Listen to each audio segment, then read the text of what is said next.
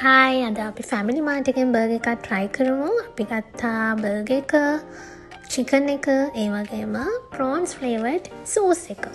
ඉතින් අපි පළවෙනියටම බර්ගර් එක බලමු. මේ බර්ගර් එකෙන් 90යි උනේ. ඉතින් අපිට යෙන්තියක ඩිස්කවුන්ට් එකක් හම්බුණා. අපි දැන් මේ විදිහට මේ බර්ගර් එක කඩාගම ඇත්තටම first time try කරන නිසා දැනන් හිටියේ මේක normal බර්ගර් එකක් වෙන්නේ නැති කියලා. නමුත් ඇතුළ බලුවහම තමයි දැක්කේ එකෙත් සෝස් එකක් මේගොල්ලන් දාලා තියෙනවා.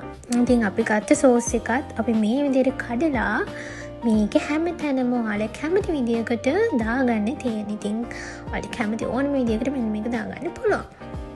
ඉතින් ඊට පස්සේ කරන්න තියෙන්නේ නමයි චිකන් එකත් මෙන්න මේ විදිහට කඩාගෙන ඇතම චිකන් එක කඩන තැනක් තියෙනවා මැද වෙනම තැනක්. මෙන්න මෙතනින් චිකන් එක කඩලා චිකන් එක ඔන්න විදිහට අරගෙන පැටියකුඩින් තියලා බන් එකක් ටේස්ට් කරනවා වගේ රස බලන්න යන්න. ඉතින් දැන් අපි බලමු මේක ලකුණු කීයක් දෙන්න පුළුවන්ද කියලා.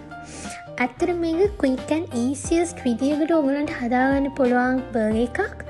මේක ලංකාවේ ක්‍රීම් බනිස් රසක් තමයි මට නම් ආයේ බන් එකකින් ඉතින් මම දුන්න මේකට 10 8ක්.